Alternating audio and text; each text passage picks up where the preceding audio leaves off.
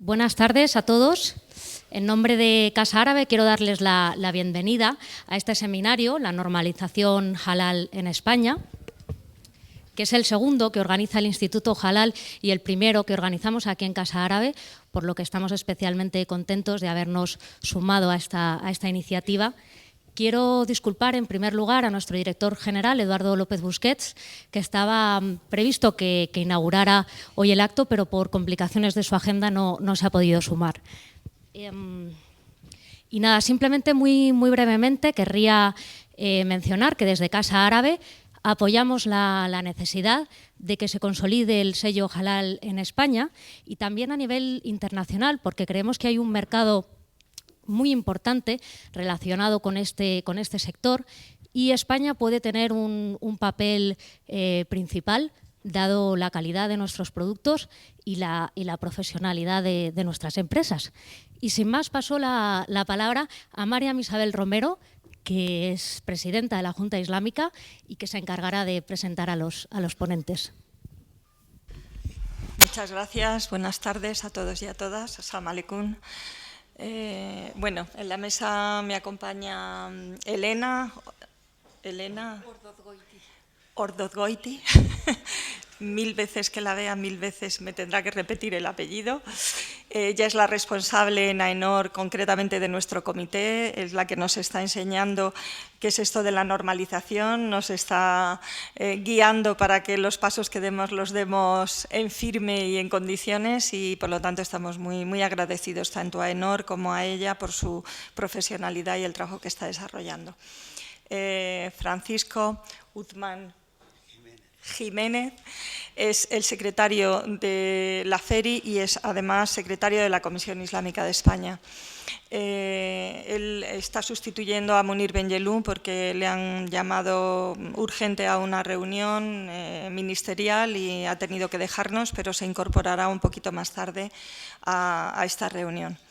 Este seminario va a ser simplemente volcar una serie, primero contar un poco lo que estamos haciendo desde la iniciativa de normalización y hacer una pequeña introducción, los que ya digamos casi son expertos en materia de normalización halal, pues todo esto que vamos a hablar ya lo conocen sobradamente, pero para los que se acercan por primera vez, pues volcar una serie de conceptos básicos sobre el tema halal. Quizá el más básico, y sirva esto como introducción nada más, es qué es eso de halal y haram, que es su contrario.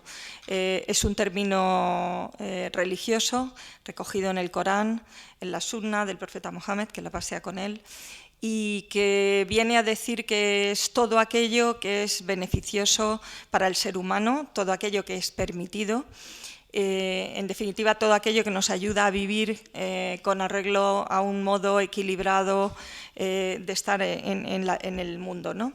Y su palabra contraria pues significa justo lo contrario, aquello que está prohibido pero que también es perjudicial y que te puede llevar por caminos que pueden ser complicados. Siempre me gusta poner este ejemplo porque enseguida se identifica, tenemos dos palabras en castellano que reconocemos enseguida. Con halal es halar, que el diccionario dice que es comer con fruición, comer muy bien, con apetito y una comida agradable, y su contrario que es la jarana, el haram, que muy bien, que sabes cómo te vas cuando empiezas, pero que no sabes cómo va a terminar la jarana cuando ya estás en ella, y por lo tanto mejor evitarla. Esto es una introducción así muy breve, muy sencillita. Paso la palabra a Francisco, a Uthman, para que nos salude en nombre de la Comisión Islámica de España y nos dirija unas palabras. Bueno, as-salamu alaykum y buenas tardes a todos. Bueno, primero transmitiros las disculpas de parte del presidente de la Comisión Islámica de España, el señor Munir Benjelloun, porque tal como os ha contado Isabel, pues le han requerido en el Ministerio del Interior para unos asuntos que tenían que dialogar y lógicamente no ha podido estar con nosotros. Entonces me tocó a mí el honor de representar a la Comisión Islámica de España, de la cual soy secretario. Entonces quería sobre todo primero mostraros qué es la importancia que tiene para la Comisión Islámica de España todo este procedimiento en el cual estamos participando de la normalización halal, que fue una iniciativa que llevan desde hace muchos años el Instituto Halal, y que nosotros nos hemos incorporado a ella precisamente porque pensamos que tiene una proyección tanto a nivel nacional como a nivel internacional, y que representa pues colocar un poco el tema de la alimentación y de la sensibilidad halal de los musulmanes en un sitio de respeto por parte del resto de la sociedad, puesto que es una sensibilidad que está más relacionada, tal como contaba Isabel, pues con el tema de lo saludable, ¿no? Con el tema de la salud, más que con una cosa que tendría un sentido más peyorativo, como en nuestra tradición católica, ¿no? Entonces, el hecho de la normalización halal, nosotros pensamos que es una iniciativa muy importante, que pensamos que tenemos que irla desarrollando en muchos otros ámbitos. Ahora mismo estamos participando en el desarrollo a nivel de la cadena alimenticia, y bueno, pues estamos contribuyendo a ello. Esperamos que con la ayuda de Dios pues que lo llevemos a término y podamos llevarlo a fruto, porque pensamos que es una aportación no solamente para el grupo de los musulmanes, sino a nivel de nuestro país, ¿no? De España, porque pensamos que para la industria alimenticia pues es una manera de abrirle una serie de mercados importantes, ¿no? Y nada más. Muchísimas gracias y hasta otra. Salam alaikum.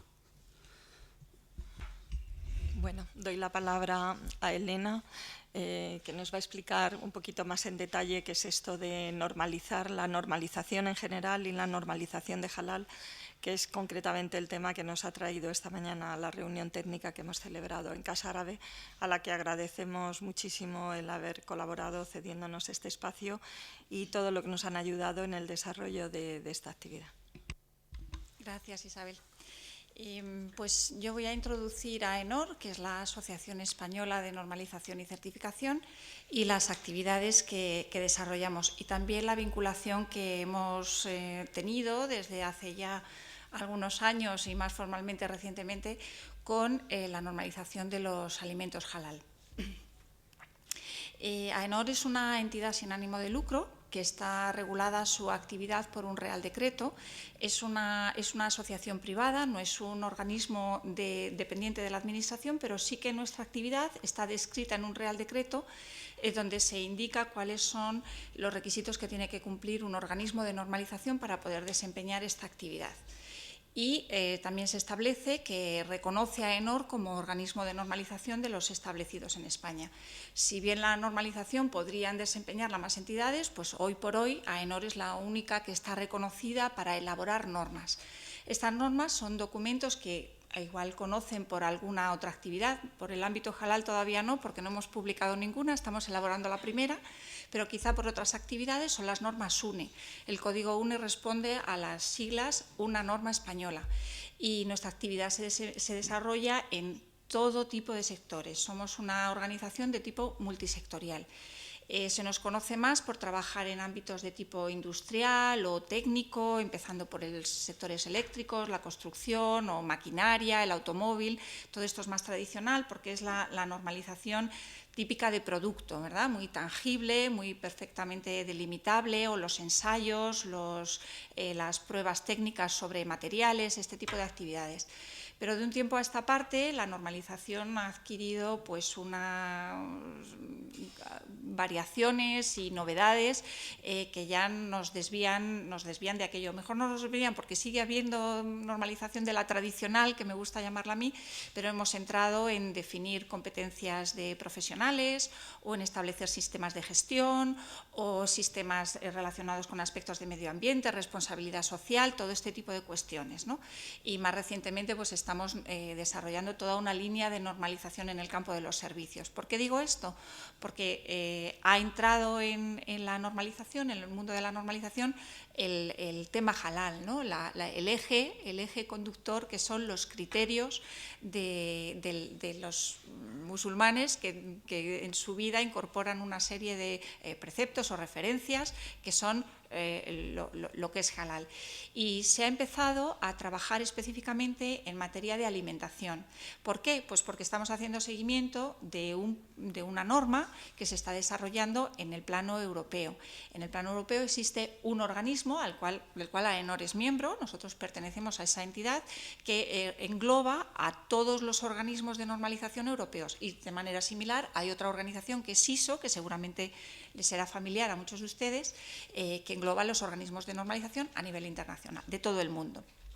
Y se ha iniciado esta propuesta de elaborar una norma europea para los alimentos halal, para que se intenten alcanzar criterios comunes sobre cómo se deben producir los alimentos que deben ser considerados halal. ¿Por qué? Porque hay una demanda por parte de los consumidores de tener claro, el consumidor necesita poder identificar en el mercado qué productos son verdaderamente halal y cuáles no.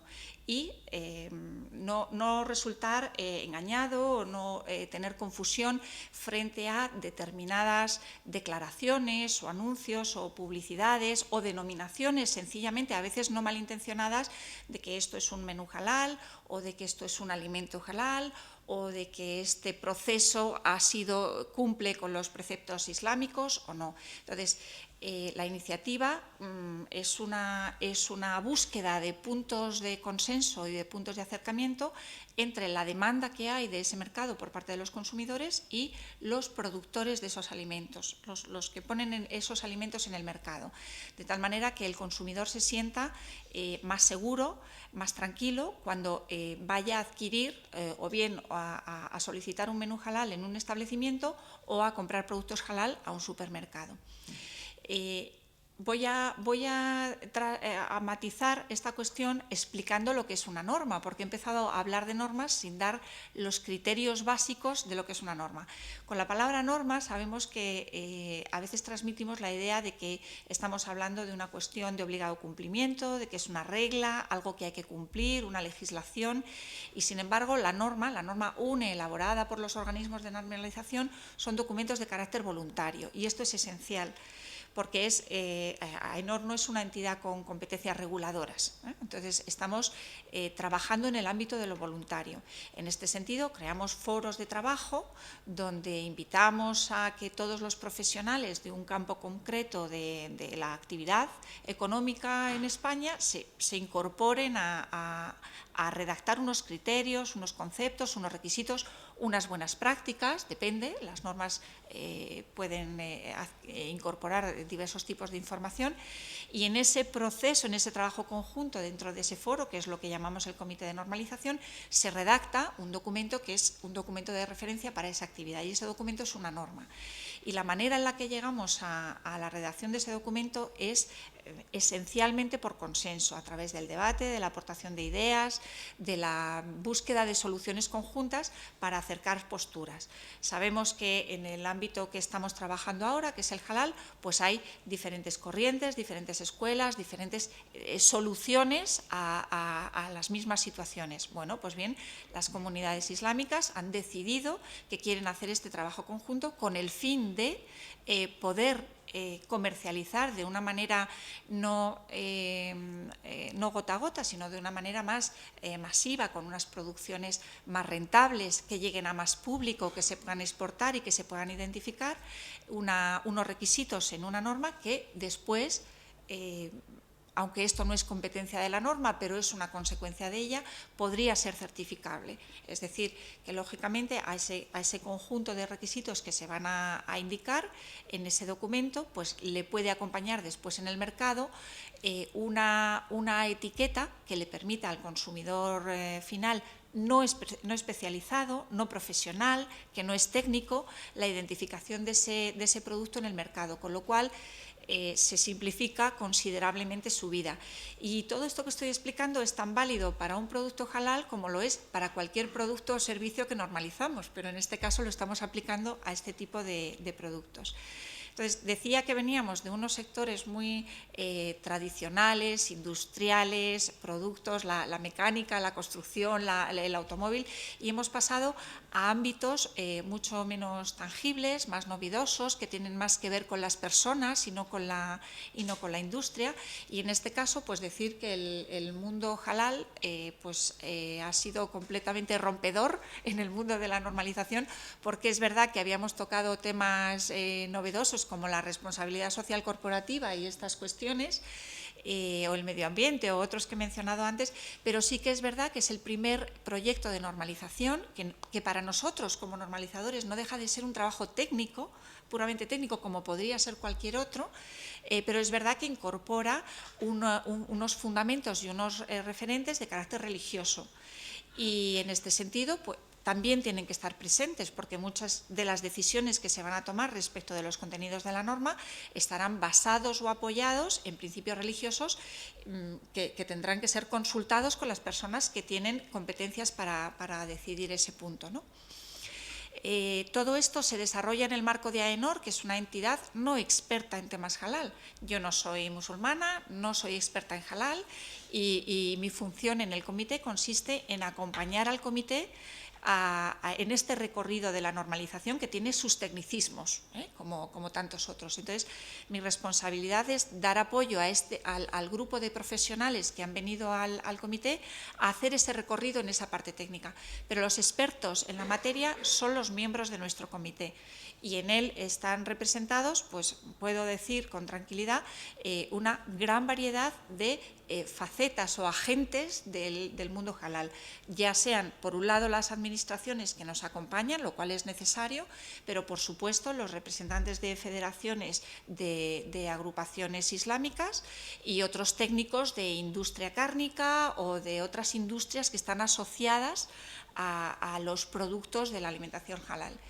El proyecto que estamos haciendo es muy ambicioso, empezó más centrado en establecer un referente, como digo, un referente voluntario, que es una norma, estaba muy centrado en los aspectos del sacrificio y, sin embargo, pues se ha ampliado y ahora abarca todos los aspectos de la cadena alimentaria, desde la naturaleza de los ingredientes hasta el punto de venta en toda la cadena alimentaria.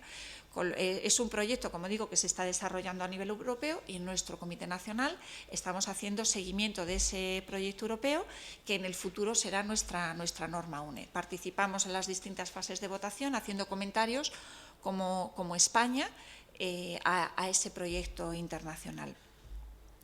Básicamente, la normalización es un mundo complejo y muy extenso, un poquito técnico, como decía, pero esas eran las 3 o 4 ideas esenciales que quería transmitir: el concepto de una norma, la existencia de un comité nacional formalmente constituido para trabajar en ese proyecto y nuestra contribución al proyecto europeo que está en elaboración. Decir que cuando la norma se publique, pues la tendremos disponible en español. Ahora está en una fase incipiente y todavía en elaboración, pero estará disponible en español.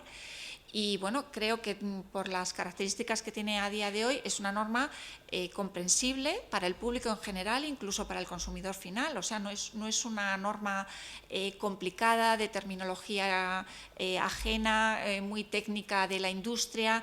Es comprensible por el consumidor y creo que va a ser de utilidad no solo para los fabricantes, sino para también el consumidor final, que creo que es importante. Y en principio nada más, estas eran las ideas fundamentales. Gracias. Gracias, Elena. Antes de dar paso a la mesa siguiente con los ponentes, sí que me gustaría dar algunas cifras un poco para contextualizar de qué estamos hablando y por qué de alguna manera surge la necesidad.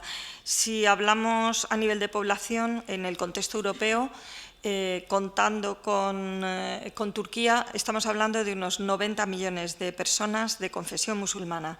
con lo cual estamos hablando de un volumen de consumidores muy importante que está demandando progresivamente un producto halal de calidad certificado, garantizado, más allá de lo que se ha podido ir haciendo en prácticas artesanales o tradicionales a través de las mezquitas o a través de los imames.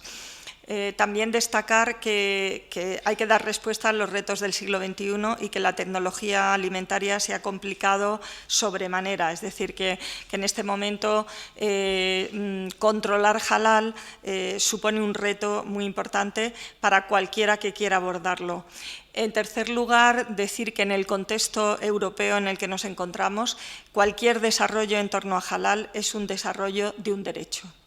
Es un desarrollo de un derecho de una población que, aunque es minoritaria, el poder hacer partícipe al resto de la población de ese derecho, de un bien que consideramos que es propio, pero que también es un bien compartido, pues puede ayudar y, de hecho, en el caso español, está ayudando en el espacio que le corresponde a que muchas empresas que hubieran sido barridas por la crisis pues han podido sobrevivir gracias al mercado halal. En España los datos hablan de unos 2 millones de musulmanes y en crecimiento tanto a nivel poblacional como a nivel de demanda de producto. Tengo que hacer constar aquí que un proceso de normalización o un proceso, digamos, de este tipo, que se hace por consenso y que además nos viene muy bien a los musulmanes porque es nuestro modo habitual de trabajar y de funcionar, nos sigue faltando una pata, y lo digo aquí, que supongo que hay consumidores.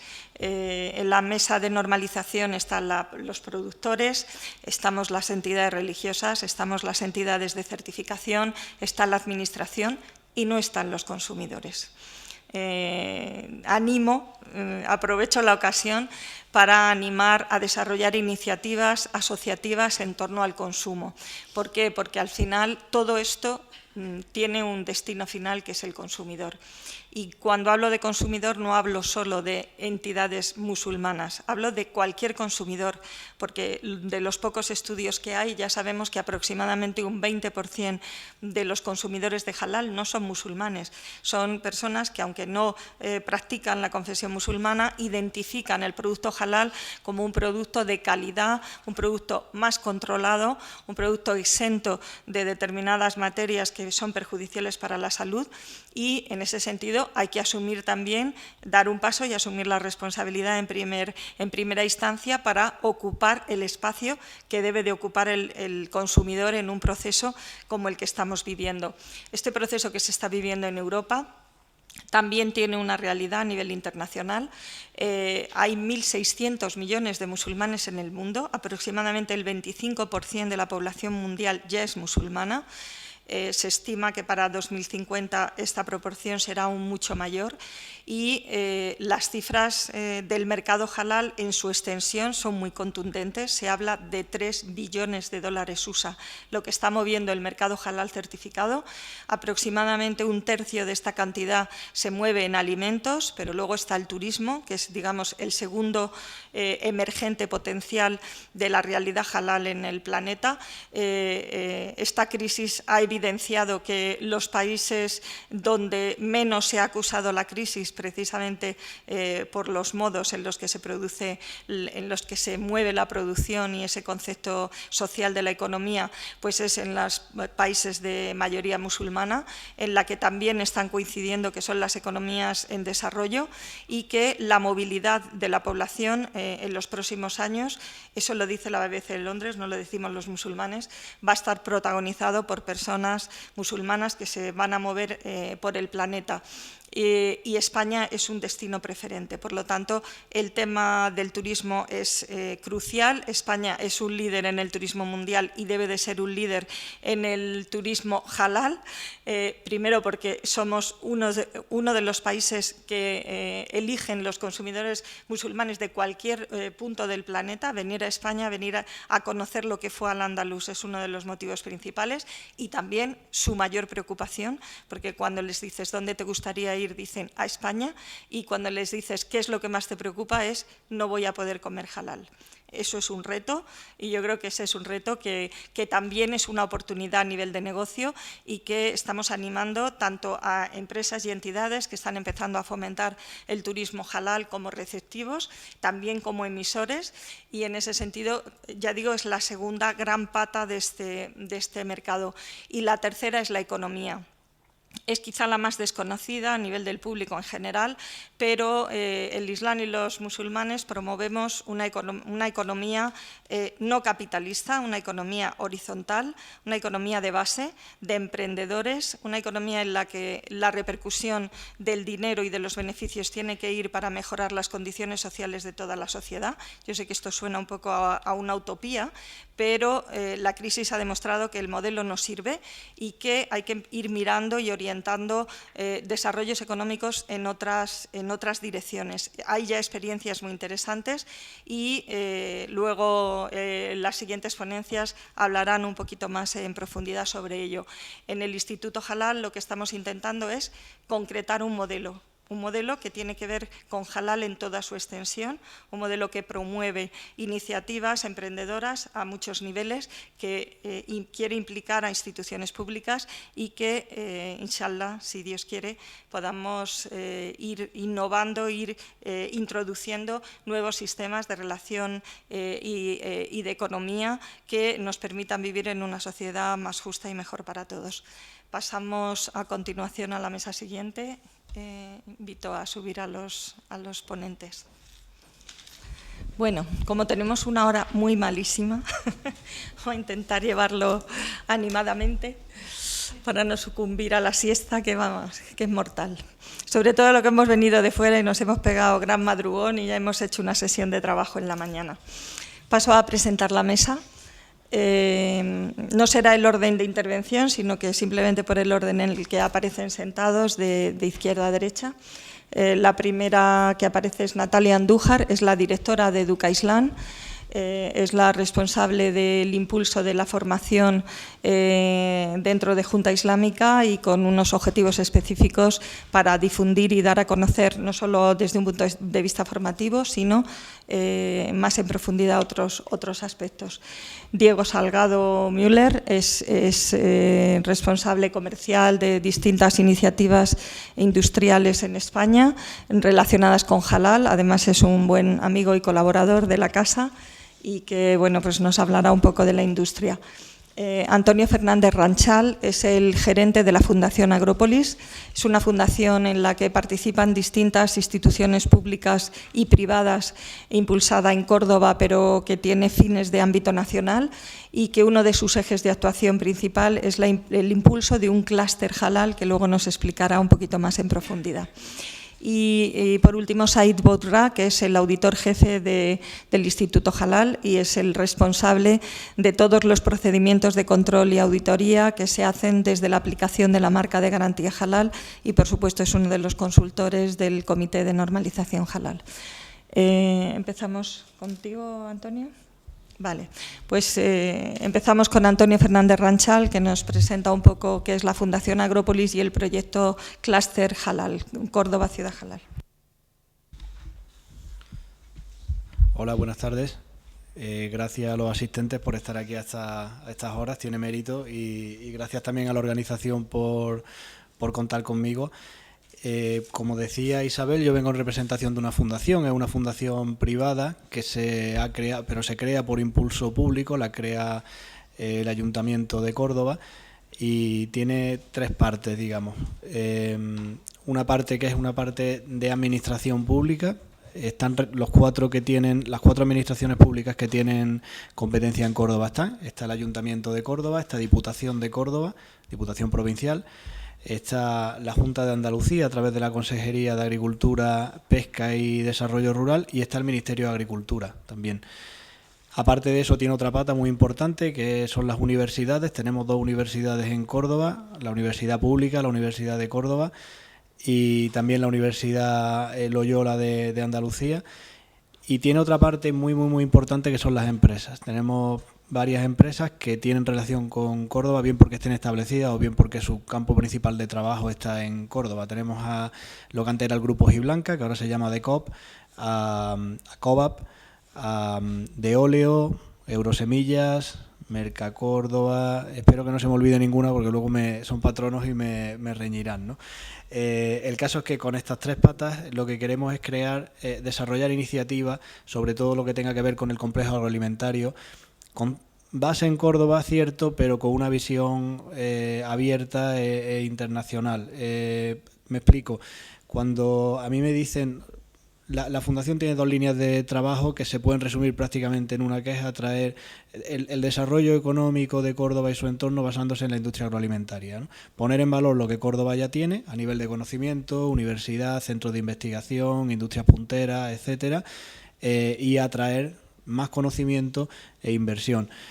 Bien inversión de tipo público, accediendo a programas europeos o nacionales relacionados con el desarrollo económico basándose en la innovación, tecnología, etcétera, o bien atraer esta inversión pública, o bien privada, como decía, atrayendo empresas, ¿no?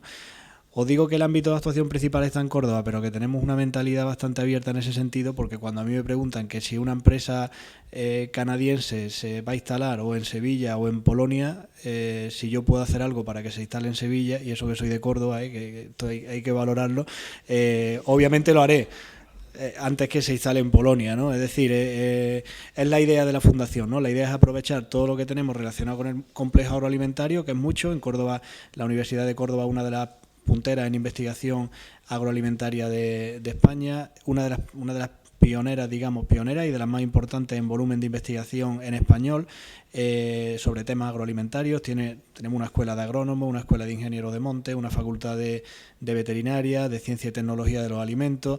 Tenemos una universidad como Loyola, que acaba de nacer prácticamente, pero que viene de lo que antes era ETEA, que era una escuela de ciencias empresariales, pero muy ligada siempre al desarrollo rural y aspectos agrícolas. Y como os decía, la idea es poner en valor todo lo que tiene Córdoba relacionado con el complejo agroalimentario. Dentro de los proyectos más concretos que estamos trabajando, pues desde el principio hay una iniciativa del Ayuntamiento y estamos apoyando nosotros en la parte exclusiva agroalimentaria, aunque como ha dicho Isabel, el concepto halal rebasa con creces solo lo que es la alimentación y cada vez más, es decir, turismo, cosmética, relaciones empresa-sociedad, finanzas, etcétera, ¿no? Es un concepto muy amplio, muy sencillo, pero muy amplio y que se puede aplicar a muchísimos campos, pero nosotros nos estamos centrando básicamente en el agroalimentario y la idea es poner en marcha un clúster de empresas halal en Córdoba. ¿Por qué? Porque pensamos que Córdoba tiene una cosa muy importante para el desarrollo económico. Al final, el desarrollo económico de las regiones no se basa, podríamos pensar en que se basa en tener más recursos naturales o tener más capacidad que otros. Por ejemplo, si pensamos en países del Golfo, así es, ¿no? Ellos tienen petróleo y por eso son tan ricos. Sin embargo, los países que más logran mantener una estabilidad, si nos fijamos en Suiza, Alemania, etcétera, no son países que tengan unos recursos naturales excesivos comparados. O sea, no son ricos porque tienen muchos recursos naturales, sino porque tienen una cosa muy importante, que es el conocimiento, ¿no? Y la capacidad de aplicarlo. Entonces, pensamos que en Córdoba podemos aglutinar cierto conocimiento, know-how en agroalimentación. Tenemos buenas empresas en sectores como el cárnico, como el del aceite de oliva, como los lácteos, etcétera. Tenemos también una universidad potente, que es un centro de conocimiento importante. Tenemos la entidad que más empresas agroalimentarias certifica halal, que es el Instituto Halal, que está también establecido en Córdoba, y pensamos que teniendo todo este conocimiento se puede poner en valor y atraer inversión y atraer empresas que se encarguen de producir productos y servicios halal en Córdoba. Y además tenemos una cosa que no tienen en otras partes, y es que además de ese conocimiento tenemos una marca ya creada, ¿no? En todo el mundo musulmán la palabra Córdoba tiene un significado y una simbología que pensamos que estamos en obligación de explotar de algún modo, ¿no? Es decir, que Córdoba se convierta en una ciudad halal, que Córdoba tenga un sistema de producción halal y que en Córdoba todos los productos agroalimentarios que salen, que son conocidos y que son muy buenos, tengan ese sello de garantía halal y además no solo lo disfrutemos los que somos de Córdoba, sino que lo disfrute más gente, ¿no? En el caso del turismo tendrán que ser esos turistas los que vengan a Córdoba, y en el caso de los productos agroalimentarios la idea es que el clúster esté muy centrado en producción halal para exportación. Y si queremos que nuestros productos sean reconocidos en todo el mundo, lo primero que necesitamos es un un estándar, una norma que diga cómo están hechos nuestros productos y por qué tienen esa calidad, y que indique la trazabilidad que tiene, y que cualquier consumidor en cualquier parte del mundo sea capaz de reconocer que ese producto ha cumplido una serie de requisitos. Y fruto de eso es por lo que la Fundación y el Ayuntamiento de Córdoba están muy interesados en que este comité prospere, se desarrolle y que realmente desarrollemos un estándar de calidad que aspiramos a que sea no solo español, sino también europeo, y que además aspiramos a que en un futuro sea, digamos, el referente de estándares de calidad en lo que se refiere a normalización halal. Yo, por mi parte, si luego hay turno de preguntas y tenéis alguna pregunta, yo estoy encantado de resolverla. No estaba previsto que participara aquí, así que he hablado un poco de improvisando, y si tenéis alguna pregunta concreta, yo encantado de contestaros, ¿de acuerdo? Muchas gracias y buenas tardes.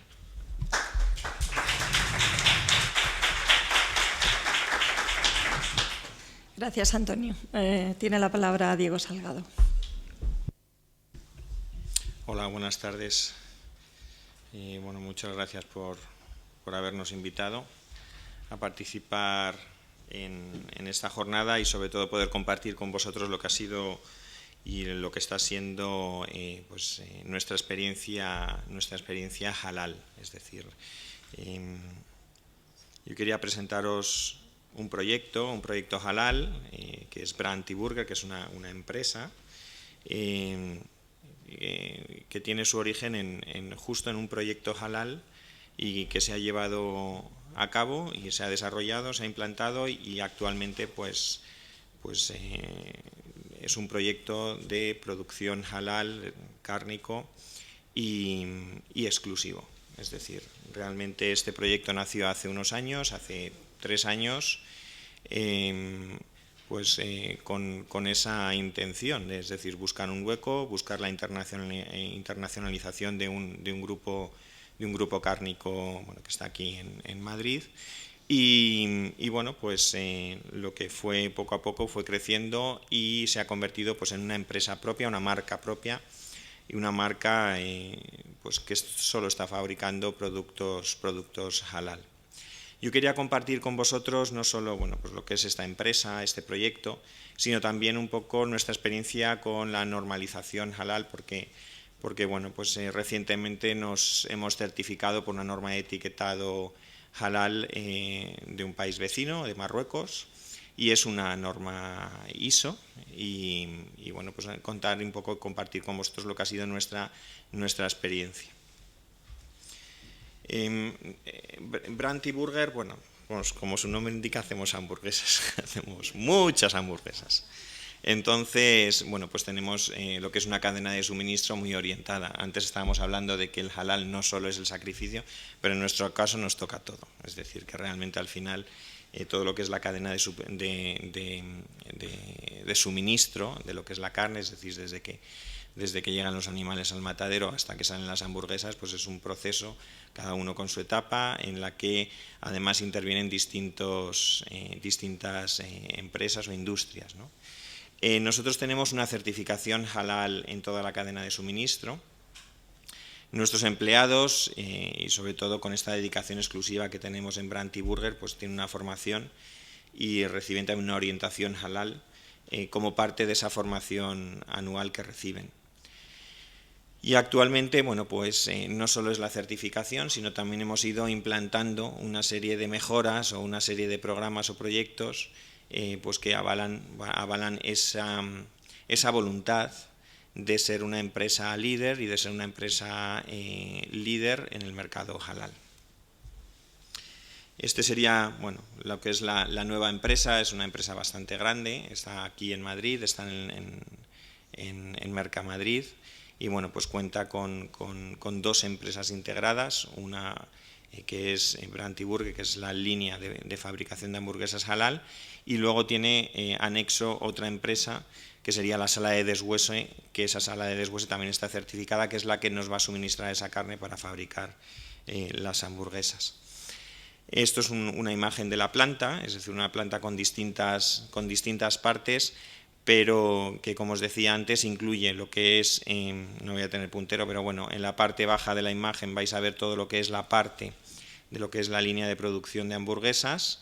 Realmente el proceso es muy sencillo, es decir, recibimos la carne que nos suministra nuestra sala de deshuese que está al lado, y con esa materia prima hacemos las hamburguesas. Yo diría que más del 95% de la producción es 100% carne de vacuno, es decir, que no tenemos, solo con lo que es la certificación de la carne, realmente como es el único ingrediente que utilizamos, pues el proceso de fabricación halal es sencillo, y en algunas ocasiones pues fabricamos algunos productos promocionales en las que también intervendrían otros ingredientes, pues como una cebolla o como un comino, que también pues tienen que tener su origen o su certificación halal.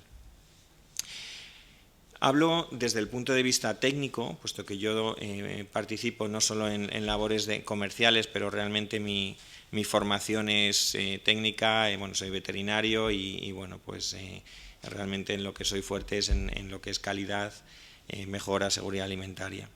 Entonces, esos principios básicos con los que hemos constituido la empresa pues incluyen, aparte de lo que es la seguridad alimentaria y la calidad, aparte de esas consideraciones medioambientales, puesto que la planta realmente se ha construido teniendo en cuenta una serie de mejoras, sobre todo hemos estudiado a la hora de diseñar la planta pues la mayor eficacia posible, y luego también pues consideraciones de salud y de seguridad del trabajo, que serían, por así decirlo, cosas comunes a lo que pueden ser otras empresas, ¿no? A todo esto, uno de los principios básicos es halal, ¿vale? Realmente es algo que también define y que también nos hace diferentes en algunos aspectos, ¿no? Sobre todo, y de cara un poco a lo que son las consideraciones halal, o esas consideraciones que nosotros tenemos a la hora de fabricar nuestras hamburguesas, es que tenemos un programa de supervisión halal que está certificado por el Instituto Halal de Córdoba. Desde hace muchos años conocemos al Instituto Halal, y el Instituto Halal de Córdoba es el que está certificando y el que está supervisando lo que es los procesos, las distintas etapas de lo que es toda nuestra cadena de suministro, es decir, desde la matanza de los animales, pero también el deshuese y lo que es la fabricación en sí. Y luego tenemos también una serie de inspectores internos y externos, es decir, tenemos empleados que realizan una serie de tareas, son musulmanes, adultos, formados y supervisados también por el Instituto Halal, que participan en la cadena. El ejemplo más claro pues son los matarifes, como no, pero también tenemos otra serie de empleados, o bastantes empleados, a lo largo de toda la cadena. ¿Qué pasa con los no empleados, o sea, empleados que no sean musulmanes, como es mi caso? Bueno, pues nosotros recibimos unas buenas prácticas halal que se comparten, que se entregan a todos los empleados y se da una formación. Y luego una cosa que sí quería comentaros es algo que estamos ahí avanzando, y sobre todo ahora que tengo aquí a la experta formadora, es que pues estamos poquito a poco integrando lo que sería un programa avanzado para técnicos, es decir, que no solo sean unas buenas prácticas, sino que los técnicos pues de calidad o de seguridad alimentaria también tengamos una formación un poquito más con más chicha, vamos. Entonces, pues participamos el año pasado en unos cursos que había de Educa Islam, y luego también pues hemos participado también en este tipo de jornadas que también nos ayudan pues a entender un poco más el concepto halal.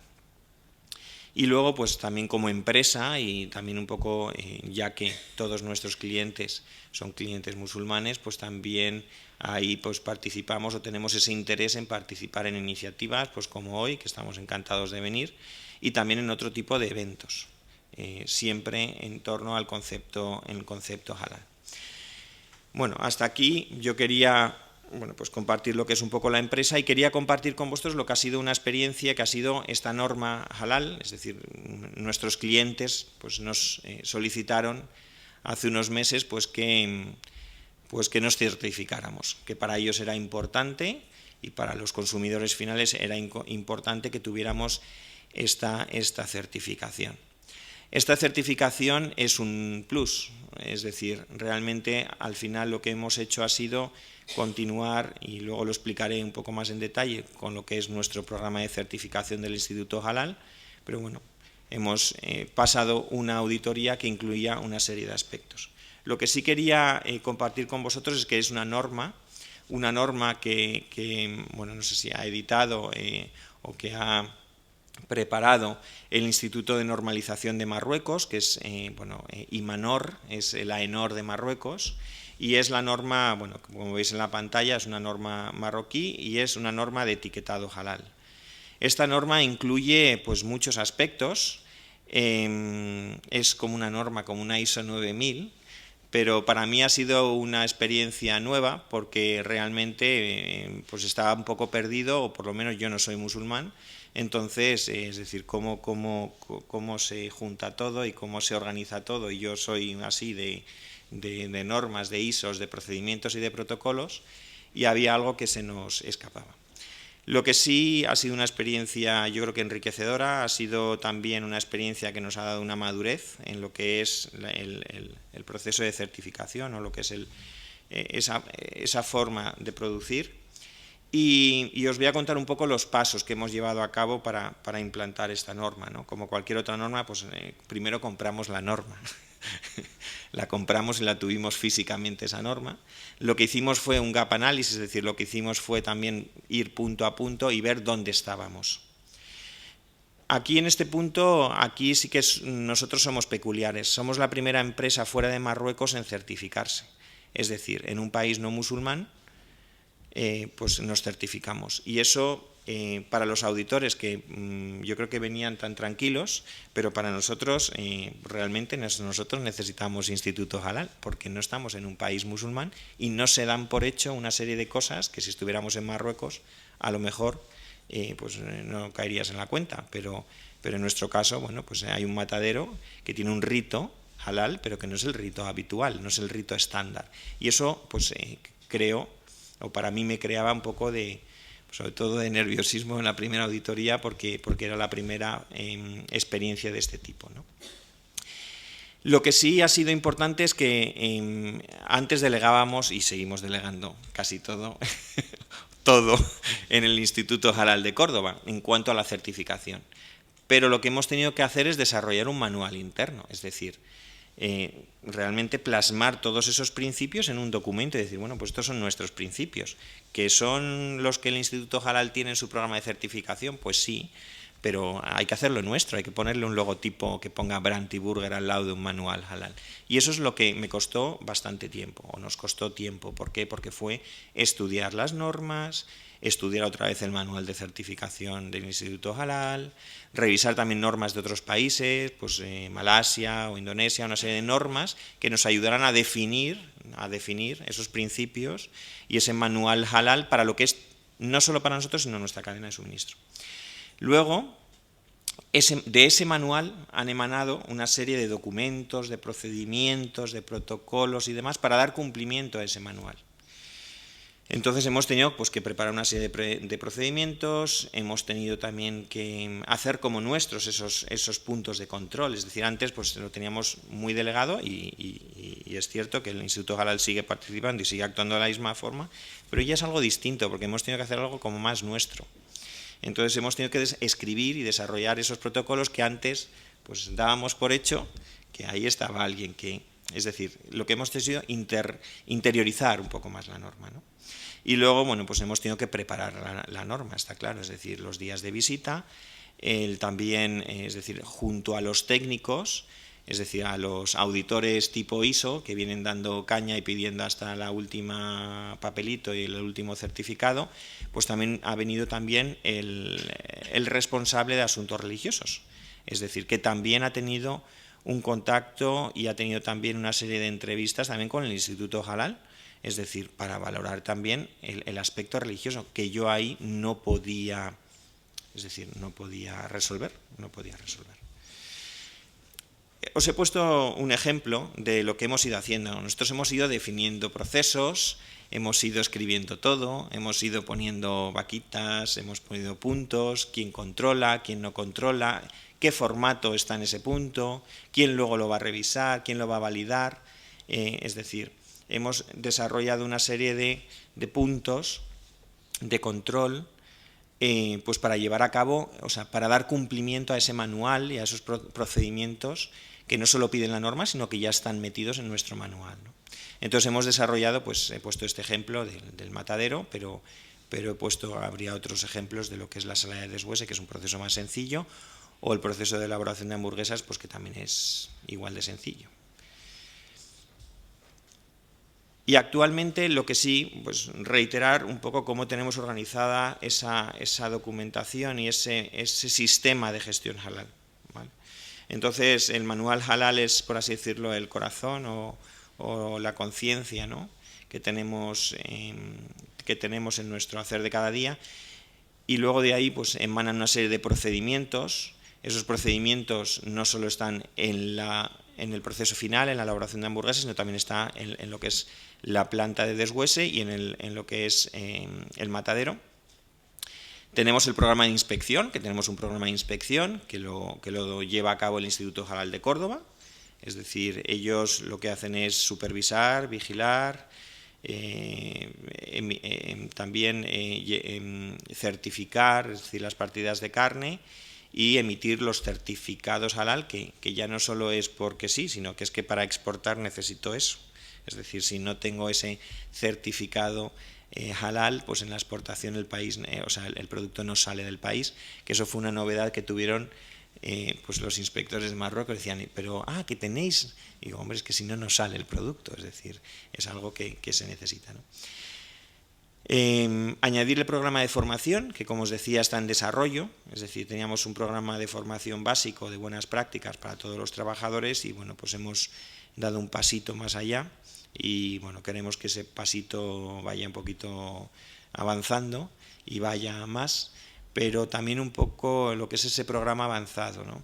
Un programa avanzado también para los técnicos y para la dirección de la empresa, es decir, no solo es hay que cumplir esto y esto, sino por qué.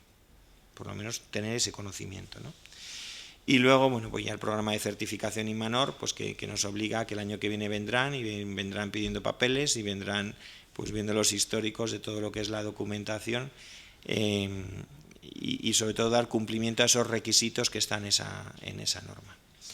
Y nada más, yo creo que ya he terminado.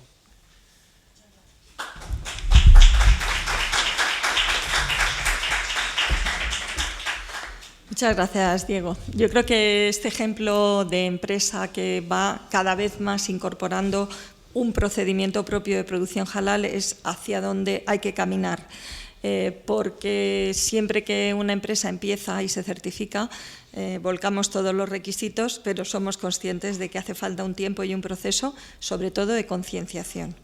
Y este es un caso clarísimo de cómo ha ido creciendo la conciencia en la empresa, de la necesidad de que halal sea una filosofía, tiene que quedar implantada más allá de una serie de procedimientos que se pueden cumplir, pero que es necesario que esa filosofía quede implantada en el conjunto del personal, desde la dirección hasta el último manipulador que interviene en el proceso halal. Y hablando de controles, pues voy a dar la palabra al auditor jefe, a Said Boudra, que es el responsable de cómo se realiza el control, el que hace, digamos, las auditorías junto con un grupo de auditores profesionales espléndidos y que, bueno, nos va a introducir un poco, no en excesivo detalle porque estaríamos aquí hasta mañana, pero por lo menos las líneas generales de en qué consiste el control de un proceso de producción halal.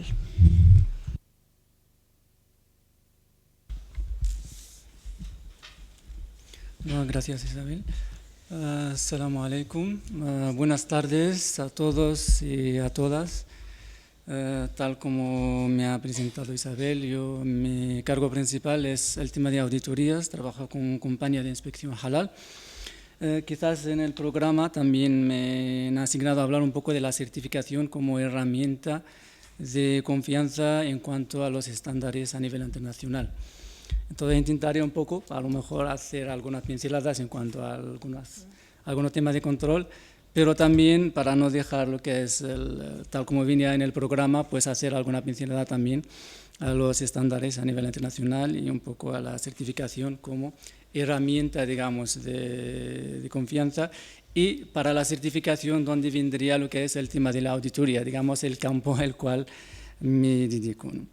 Entonces, partiendo del ejemplo que se ha expuesto el Diego, En cuanto a una empresa, ejemplo, certificada halal, también relacionada con un tema de una norma de un país, ejemplo, como es en Manor, el caso de Marruecos.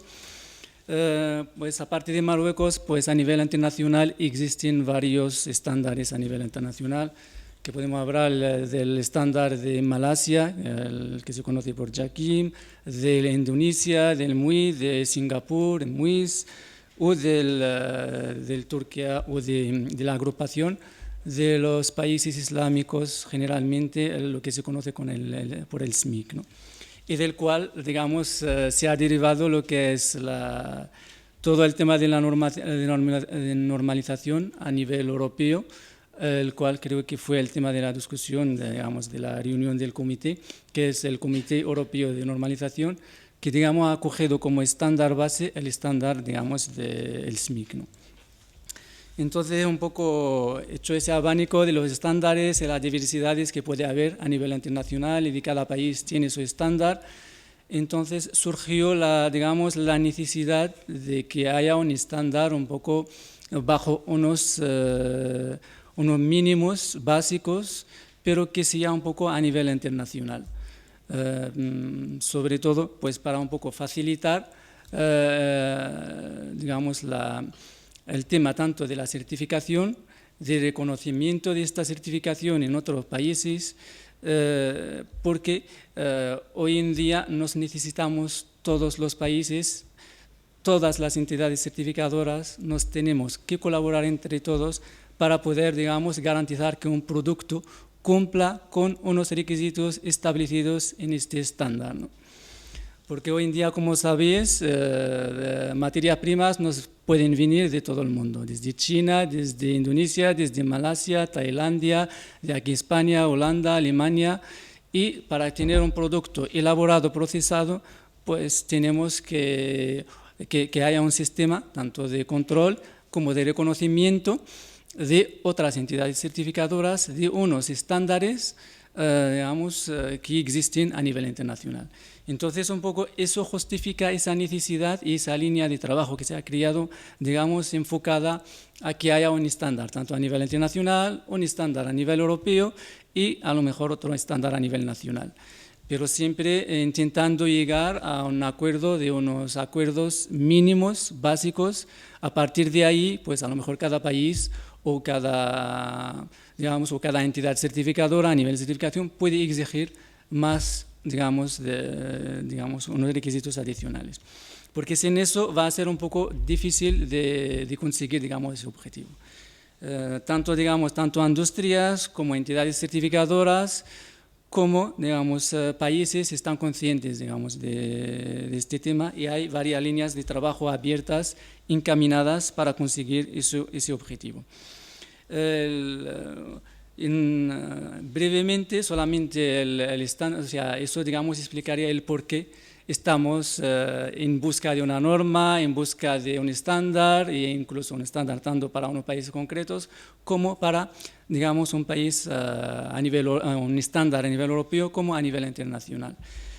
Luego, digamos, una vez teniendo, digamos, ese estándar, tanto el que ya existe para cada entidad certificadora sobre el cual estamos trabajando actualmente o el de si llega a sacar una norma que va a ser para, digamos, el país o si llega a sacarlo a nivel europeo a nivel europeo, entonces eso, digamos, vamos a tener una serie de requisitos, una serie de definiciones en el cual se detallan unos aspectos para que sea claro, digamos, lo que es los requisitos de un producto, por ejemplo, halal, cuáles los requisitos, cuáles las definiciones de cada término, para que las entidades certificadoras, pues, digamos, pueden trabajar bajo transparencia, bajo, digamos, requisitos bien claros, términos bien claros. Las empresas productoras también pueden entender los requisitos claramente, con transparencia, con lo cual favorece que la industria puede prepararse correctamente, la entidad certificadora puede certificar acorde a unos requisitos, también con con unas herramientas bien claras, y con eso podemos garantizar a este consumidor final que el producto que le está llegando con un etiquetado concreto le está llegando realmente con esas garantías.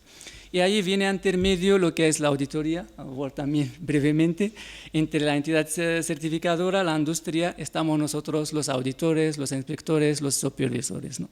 Entonces, teniendo, digamos, ese estándar de esta entidad certificadora o la otra, pues el auditor lo que hace, pues ya tiene ese estándar y va a auditar a esta empresa bajo ese estándar, bajo esos requisitos establecidos, descritos, definidos, bien claros, y luego se acercará a la industria, que en un principio ya ha tenido el primer contacto con la entidad certificadora, ya está informada, ya se ha preparado, pues entonces irá el auditor ahí para verificar eso in situ. Va a hacer una serie de controles, una serie de chequeos, una visita de todas las instalaciones, desde recepción materias primas, durante todo el proceso, etiquetado, almacenamiento, ejercicios de trazabilidad y un poco más. Y luego también incluso a nivel general también hacemos un chequeo de la documentación general. Todo lo que es los planes generales de higiene, sobre todo el tema de, digamos, el plan de agua, plan de control de plagas, plan de limpieza y desinfección, el plan de trazabilidad, proveedores y una serie de cosas más. Algunos planes ya son directamente relacionados con el tema de halal, como podríamos citar, digamos, el tema de limpieza y desinfección, el tema de proveedores o el tema de trazabilidad y, digamos, por citar algunos ejemplos. Entonces ya irá el auditor, hará, digamos, esa verificación in situ, tanto documental como de visita en instalaciones, incluyendo, hay casos que habrá que ver una producción simulacro, ver cómo vas a hacer esa producción halal. Tú teniendo ese protocolo, a lo mejor lo que ha citado Diego también, que la empresa ha elaborado un protocolo de elaboración halal acorde a la información enviada por la entidad certificadora y a ese estándar donde se reflejan esos requisitos. Entonces, teóricamente, tú has descrito el proceso así, pues vamos a verlo en práctica, si está llevando a cabo correctamente o no. Entonces, una vez comprobado todo el proceso, si todo es correcto, pues el auditor elaborará un informe detallando un poco todos esos aspectos. Entonces ya la empresa seguiría, digamos, adelante con el proceso de certificación. En caso contrario, que ha habido alguna no conformidad o hay alguna cosa todavía pendiente de corregir, pues digamos se le deja un tiempo que la empresa establezca esa medida correctora o corregir esa no conformidad y luego se vuelve otra vez en casos necesarios, porque depende también del tipo de la no conformidad, pues se establece una visita posterior o no, dependiendo un poco del tipo de la no conformidad. Una vez solucionado todo el proceso, que la empresa, su sistema ya está aprobado para poder producir halal, lo que se le da a esa empresa, digamos, un certificado diciendo que la empresa cumple con los requisitos para producir halal. Quiero también dejar un poco claro ese concepto. O sea, un certificado general halal no quiere decir que todos los productos que produce esta empresa es halal, ni los kilos producidos son halal, ni los animales sacrificados tal día son todos halal, sino que solamente la empresa en su sistema cumple con los requisitos, puede producir halal. Entonces tiene esa autorización y luego cuando tiene que producir halal, pues vendrán otros mecanismos, digamos, de seguimiento, entre los cuales estaría lo que llamamos nosotros el certificado por lote halal. O sea, para cada producción o para cada partida de sacrificio, pues hay un matarife autorizado entre los requisitos, él irá rellenando unos registros, unos partes de sacrificio diarios, donde se reflejaría la fecha, la persona que ha hecho sacrificio, los animales que han sacrificado. Esos registros se van enviando con una rutina establecida con la entidad certificadora y a base de esto se va a emitir un certificado por lote en el cual se va a reflejar, por ejemplo, tantas canales sacrificadas tal día por tal persona, y también se reflejaría el destino, los kilos y los demás. Entonces ahí digamos, sobre todo cuando hablamos de cárnicos y elaborados cárnicos y todo lo que llevaría a algún derivado cárnico, pues ese, digamos, es la herramienta más eficaz a nivel de control, porque el certificado general nos garantiza que la empresa puede producir halal, tiene todas las condiciones para producir halal o para realizar un sacrificio según digamos, el ritual halal. Entonces, y viene el certificado por lote para ya determinar cosas concretas, o sea, con fechas, con número de lotes, con nombres. Ahí, digamos, podemos trazar, digamos, esa partida en concreto. Eso será, digamos, una parte. La otra parte será algunas, en caso de algunas empresas, también a lo mejor no lo he mencionado antes, hay casos de empresas, sobre todo de elaborados cárnicos, que puede que proceda a tomar una muestra para análisis. Hablo de muestra de análisis cuando son industrias donde también se pueden fabricar productos no halal, especialmente de porcino. Entonces, cuando estimamos oportuno que hay un riesgo de contaminación cruzada, pues como parte del proceso de auditoría inicial también se toma una muestra, se envía al laboratorio, dependiendo de los productos, de las líneas que hay, se tomará más o menos, el número de muestras dependerá, sobre todo de las líneas de producción y de los productos a certificar. Entonces, hasta que no garantizamos que el proceso de limpieza es correcto y todo, digamos, no hay ningún riesgo de contaminación cruzada, según el procedimiento establecido de esa producción, pues no se le dará el visto bueno a la empresa. Y luego lo que hablaba del certificado por lote como herramienta, digamos, de seguimiento diario, vendrá ahí lo que es las personas autorizadas en caso de sacrificio, los matarifis autorizados, como otra herramienta, que estas personas son autorizadas directamente por el Instituto Halal, aunque en casos son contratados por la empresa, pero ellos tienen, aparte de eso, un compromiso directo con el Instituto Halal. Y es un requisito para que, digamos, poder autorizar a este matadero, digamos, para poder sacrificar halal. Hay un requisito mínimo que sean 2 personas, en caso de baja o vacaciones siempre que haya otra persona que lo puede cubrir. Estas personas sí que tienen un compromiso directo con el Instituto Halal, bajo el cual se le da una autorización aparte de la autorización de la empresa, se le da una autorización a esta persona, como podemos decir, un supervisor interno, podemos describirlo de esta manera, el que va llevando esos registros de sacrificio diario. Y esta persona suele estar en contacto directo con el Instituto Halal. Luego hay otra, digamos, modalidad, un tercer elemento podemos citar, será un supervisor externo. Entonces esto estamos, digamos, en su implantación poco a poco. Hay zonas que ya contamos con algunos supervisores externos que van haciendo rotación. Hay sitios incluso que estamos donde vemos necesario y se ha estimado oportuno que hay bastante producción y tal, pues incluso que ese supervisor externo esté ahí fijo todos los días, que vaya ahí y hacer esas labores de supervisión. Sí, cuando hablo de supervisor externo, es una persona contratada directamente con el Instituto Halal que no tiene relación ninguna directa con la industria.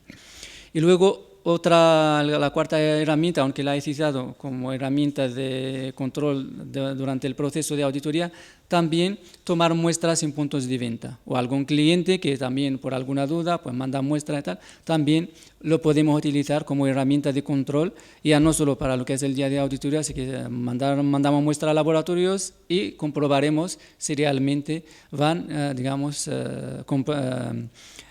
llevando a cabo, digamos, todo ese procedimiento, no solo cuando es el día de auditoría, sino también en otros días. Un poco, yo creo que, un poco en resumen, intenté acoplar un poco lo que es estándar, normalización, certificación y lo que es proceso de auditoría. Dada el tiempo, creo que ya tengo que ir ya concretando, solamente cualquiera que tenga cualquier pregunta concreta, pues ya habremos, luego si se abre alguna ronda de preguntas, pues estaremos por aquí, si no luego en el descanso también, cualquier pregunta al respecto, pues estaremos aquí para intentar aclarar todo lo que podemos hacer en ese sentido. Y gracias.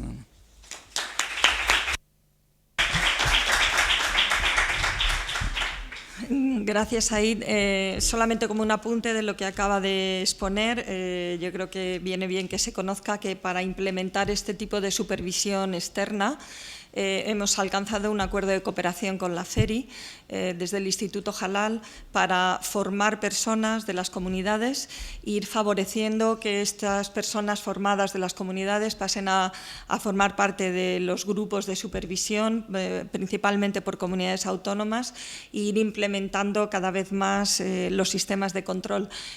Tengo que volver a insistir en algo que decía antes, que en esto y en este tema concretamente el papel de los consumidores es fundamental. es necesario un papel activo que nos ayude a nosotros a mejorar el procedimiento de certificación y de control del producto terminado. Hablamos de control en el punto de venta, pues un consumidor formado, preparado y despierto es la mejor ayuda que puede tener una entidad de certificación. Y pasamos a la otra pata, que es la formación. Estábamos hablando de ello y Natalia Andújar nos va a presentar un poco nuestro proyecto.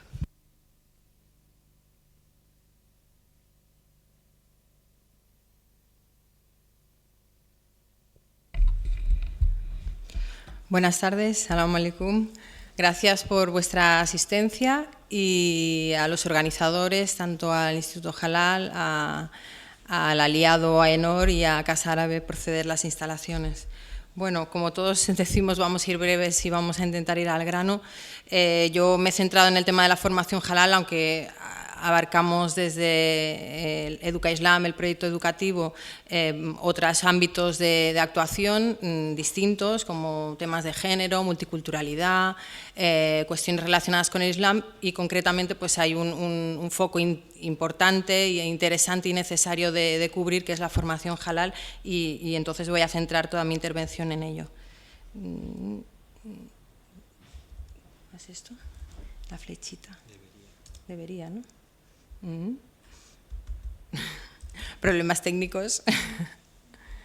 A ver, está como bloqueado, ¿no? Ahora. A lo mejor es que va muy cargado el PDF, el pen. A ver, ahora. Ahí. No, yo creo que es que estaba un poquito como dormido el disco duro externo. Bueno, algo que hasta ahora no se ha mencionado, pero que es obvio, por lo menos para los musulmanes, es que estamos hablando de una dimensión religiosa. Hemos hablado de negocio, de certificación, de exportación, de consumidores, pero todo gira en torno a una cuestión eminentemente y básicamente religiosa.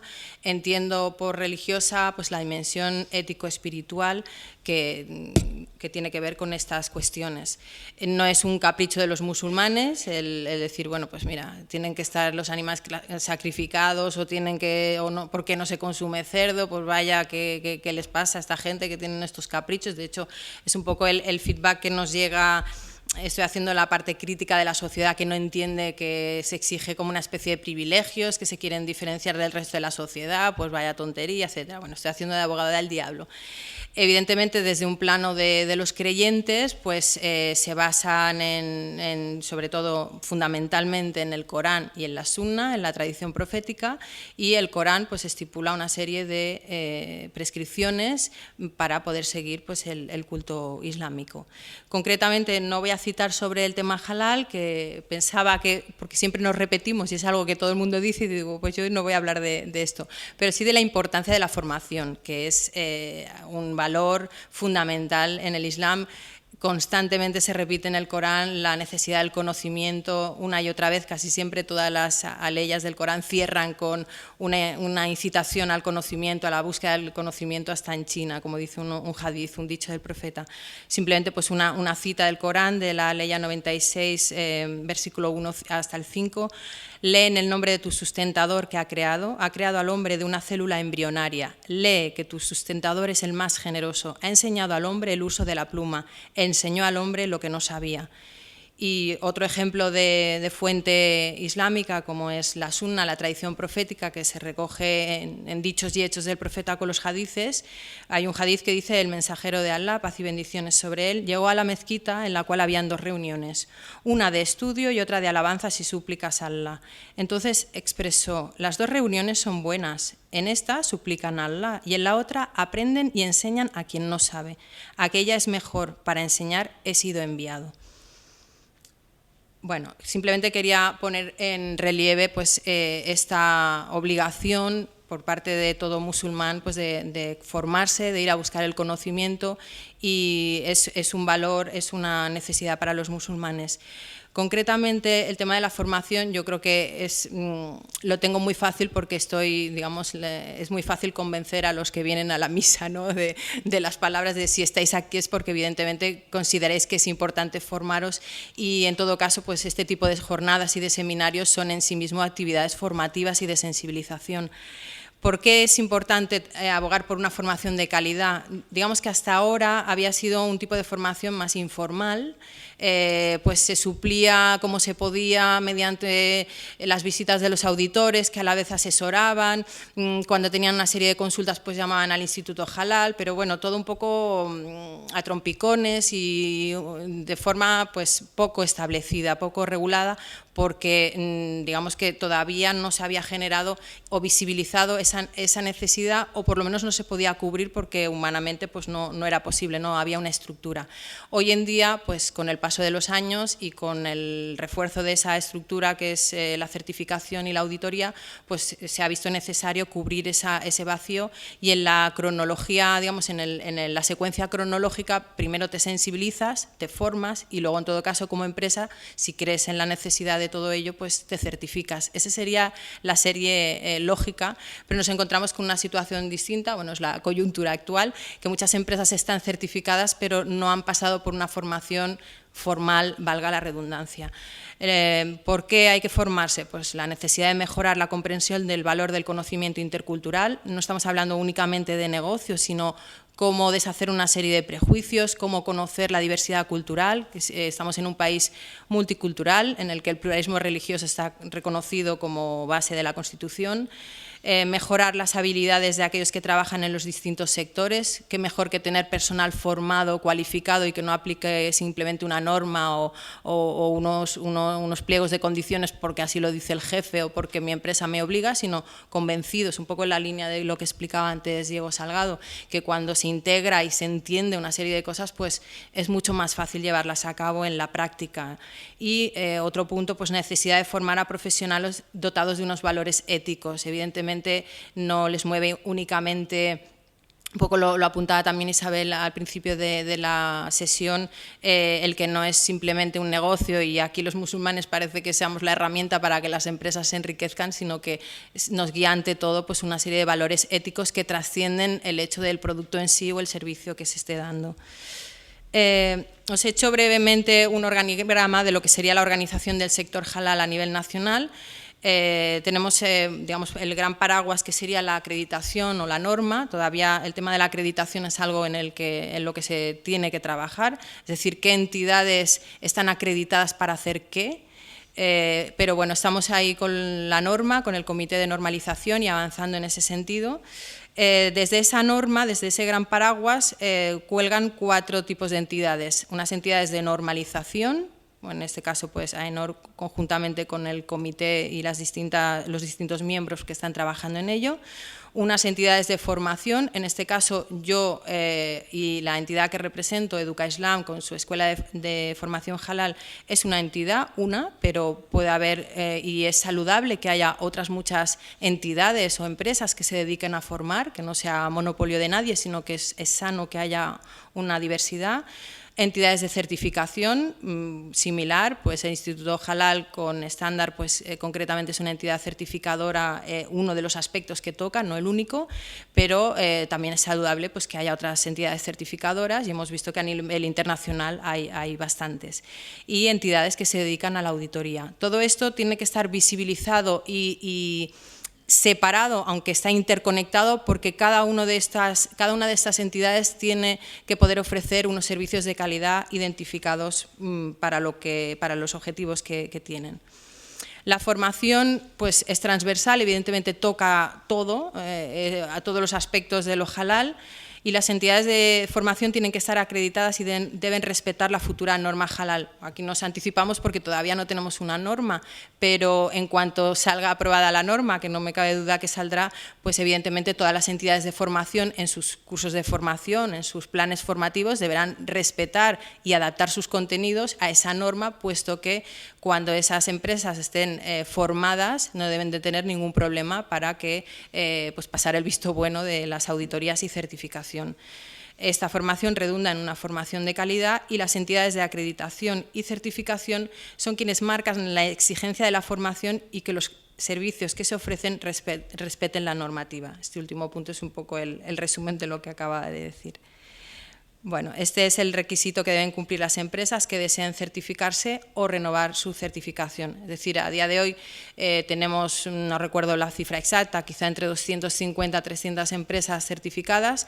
Algunas no han pasado esta formación, digamos, formal, valga la redundancia, pero tienen un tiempo, durante un año pueden formarse, y aquellas que todavía no están certificadas pues tienen que empezar por la formación, que es un requisito previo a la certificación. Porque además de estas cuestiones éticas y religiosas que he anunciado anteriormente, diría que es el ABC, ¿no?, del por qué hay que formarse, no solo en el ámbito halal, pero en todo. Hay una exigencia de los mercados, una predisposición positiva de la empresa y mayor competitividad. Es decir, si una empresa está certificada, hay otra que también está certificada, compiten exportando, vendiendo los mismos productos, similar perfil, precios, no hay nada que haga decantarse por una u otra. Evidentemente, aquella empresa que haya tenido una formación que presente una predisposición positiva a formarse sobre temas relacionados con el Islam y los musulmanes es más competitiva, y de hecho al final de la intervención hablaré de un caso de éxito que es la muestra de que esta cuestión es así. Puede ser un plus, algo que otra empresa no tenga y que nos diferencie porque nos hemos formado en una cuestión específica y se han especializado en un ámbito que otras empresas no lo tienen. ¿Qué ofrece la escuela halal? Pues tiene a su vez tres patas, tres áreas: el área de formación, de empleo y de negocios. La formación de distintos tipos, continua para las empresas, una formación comunitaria, también lo avanzaba anteriormente Isabel con el convenio de la FERI. El convenio se ha firmado entre Junta Islámica y la FERI, y digamos nosotros somos el brazo ejecutor, ¿no? Digamos, somos quienes, la escuela halal pues realiza materialmente esos cursos. Y de hecho ya hemos tenido alumnos, concretamente en el curso de turismo, miembros de las distintas federaciones que lo han seguido y se han dado cuenta que es bastante exigente, que son profesores, tanto personas que están en el sector como profesionales, como profesores universitarios, y les han dado mucha caña, me consta.